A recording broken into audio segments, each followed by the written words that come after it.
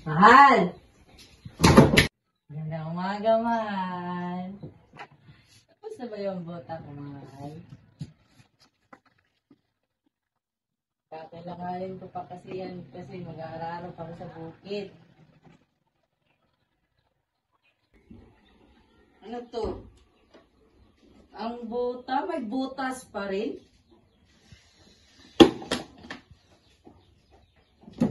Diyos ko naman, mahal. Ilang taon ka na nagsasapatero, sa buta ko pa ikaw pumalya.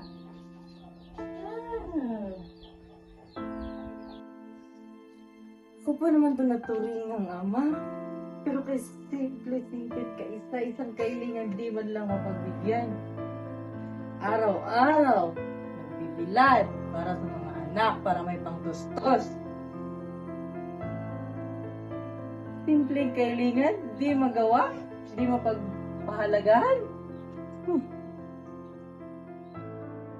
Kung sa bagay, yung sapatos niya hindi maayos ng sapatero kong asawa.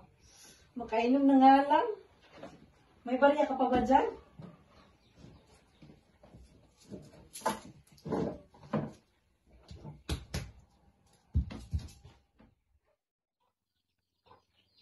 Magandang umaga, Nay. Ako na huriyan para hindi ka masyadong mahirapan. Pasensya ka na talaga, Nay, ha? Kaya hindi ko naabot ang pangarap mo para sa akin.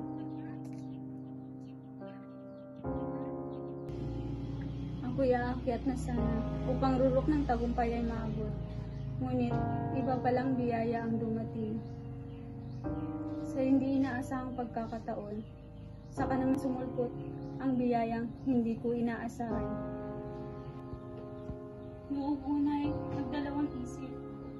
Ngunit, naisip ko rin, biyaya ito. Ang saya ko sa wakas. Kahit nadismay ako ang aking mga magulang. Ngunit may kakampi pa rin ako. Ngunit bakit sa akin ay kinuha pa? Kinabukasan, isinugal na nga. Ngunit, bakit ang tanging kakampi ay kinuha pa? Nasaan ang hustisya? Ang gaya-gaya, ni hindi ko alam. Package deal pala ang pagkuha unti-unti ng mga mahalagang bagay sa aking buhay. Binigyan nga ako ng discount. Sukli na may sakit ng alaala. Na yung sapatos namin, papasok na sana kami sa aming paaralan at baka ko ay mahuli pa kami ng kambal sa aming klase. O ito, Erling, sapatos mo. Sana naman ay pagbutihan mo yung pag-aaral. Hindi yung ako lagi ang kumakayod sa pamilya natin. Nakalimutan mo atang tayo na lang ang alas pamilyang ito. Yan ang hirap sa inyo. Sarili nyo lang yung isip nyo. Minsan ba natanong nyo kung okay lang ako? Na masaya lang ako sa strand ko? Hindi. Ang daling sabihin sa inyo, ni Kesyo matalino raw. Ang madali lang sa akin ang lahat. Nahihirapan din ako. Ang takot na baka magkamali. Ang takot na baka madismaya ko sila. Kaya sa lahat ng mga gala na gusto kong puntahan, ay tinatanggi ko. Kasi kailangan kong mag-aral. Mag-aral, mag-aral.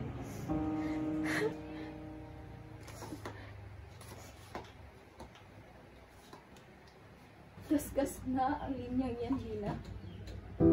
Madaling sabihin yan kasi maganda ka. Paborito ka ng lahat. Ikaw ang laging bida. Eto naman ako.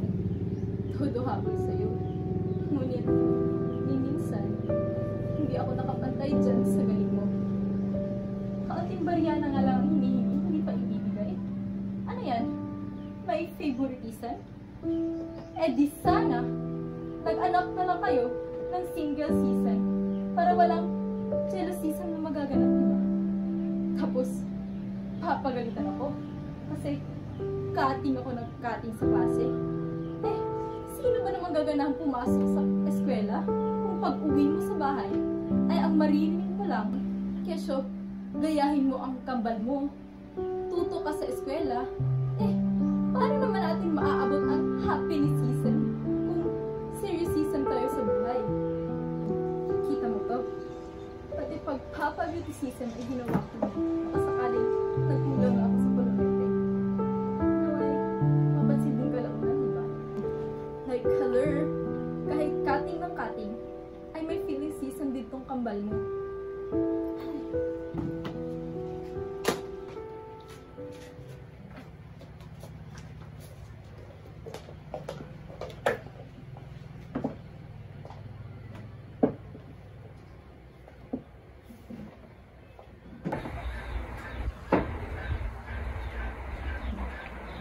Nay, kukunin ko lang po yung sapatos ko.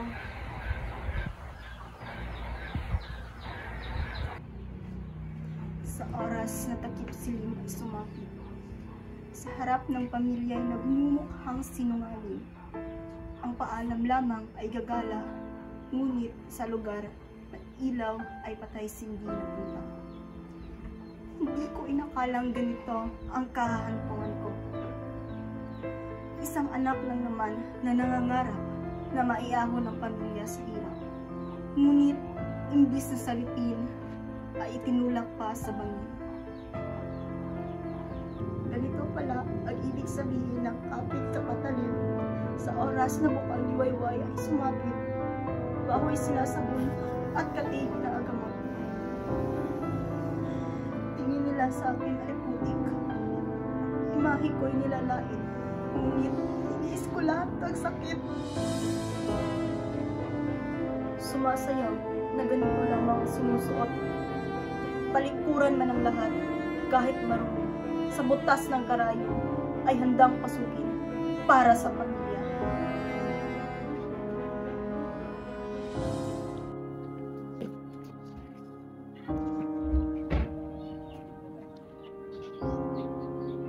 Marami akong mga pangarap sa buhay na gusto kong abutin.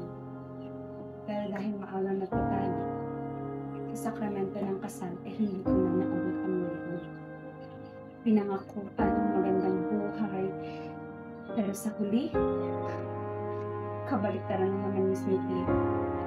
Asawa ko ngayon nagtatrabaho araw-araw, pero sa paglalasing naman napupunta lahat ng mga kita niya. Yung si Rosel, kung kailan nalapit nang makatapos sa pag-aaral, ay saka pa pinasok at tinikman ang lasa ng makamundong pagnanasa. Ang tanga lang. Labis akong nadismaya. Imbis na mapasa ka man na yung diploma, ayun at naunahan pa ng bata. Ang tanga lang. Subalit, tinanggap ko rin naman kalaunan.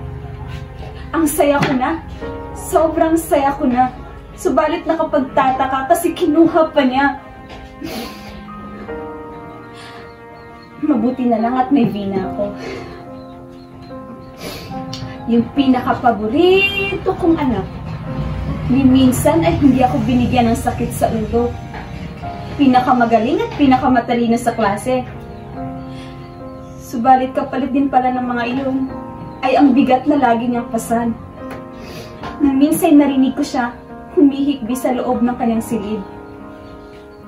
Ang anak ay nahihirapan din pala. Ang anak ay nasasakal din. Saan ba ako nagkulang bilang isang ina? Ito pang si Erlene. Ewan kung ba't kambal naman sila ni Vina, ngunit ugali nila ibang-iba. Palaging humihingi ng pera, ang paalam ay ibibili lang ng gamit sa eskwela. Pero hayun at lahat napunta lang sa pampaganda. Ni hindi man lang naisip yung pagod ko araw-araw makakuha lang ng kaunting kusing. At ito pang si Diana. Masyadong nakapagtataka. Tulog sa umaga, gising sa gabi. Ewan ko ba't kung anong pinagkakaabalahan. Akala sa entablado na rumarampa. Ngunit sa loob ng silid ng mamaraming ilaw, sa mga poste doon nakalambitin. Ilang labi na nga ba ang dumadampi sa katawan ng aking panganay? Saan ba ako nagkulang bilang isang ina? Sa bawat araw na dumadaan, nasisilayan ko sa kanila ang kabiguan. Ako'y parang nasadlak sa napakalalim na kapighatian. at nangangapa sa kapiranggot na liwanag. Para makaahon at maipagpatuloy lang ang buhay kahit puno ng dilim.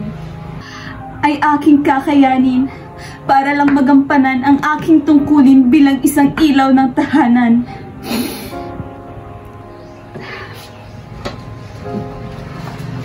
Maaari po bang makahingi ng pagkain lang?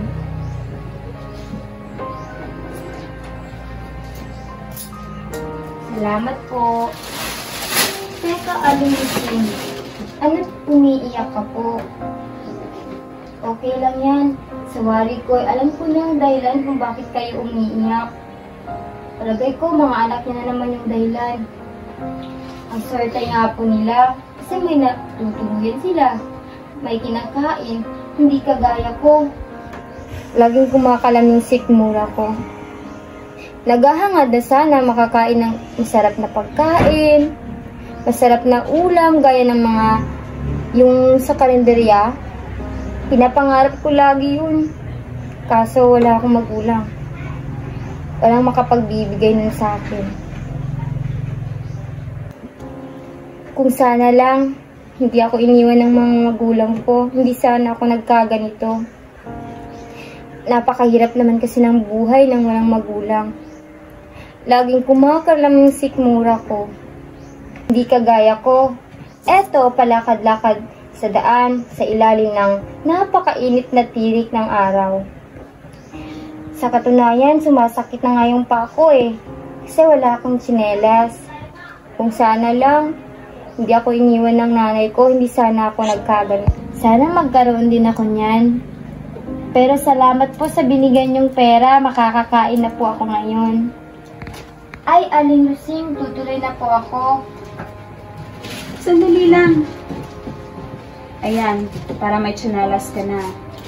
Naku, salamat po. Iingatan ko po ito. Sige, ingatan mo yan, ha? Sige po, salamat po dito. Saka sa pera. O, mag-iingat ka. Sige po. Suotin mo na yan.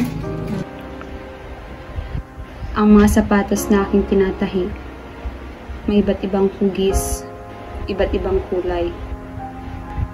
May bago at may luma. Ngunit sa kabila ng mga iyon, ay iisa lamang ang kanilang pagkakapareho. Parehong may pinagdadaanan, parehong nasisira, at parehong nadudungisan. Iba-iba man ang kwento, ngunit ako bilang isang dakilang mananahi, tungkulin kong sila'y ayusin. Sa larangan ng pagsasapatero, akala ko'y maihahatid ko rin sa tamang landas ang aking mga anak. Ngunit, kulang pa pala itong mga sinulid at karayom upang pagtagpi-tagpiin ang kanilang kinabukasan. Kulang na kulang.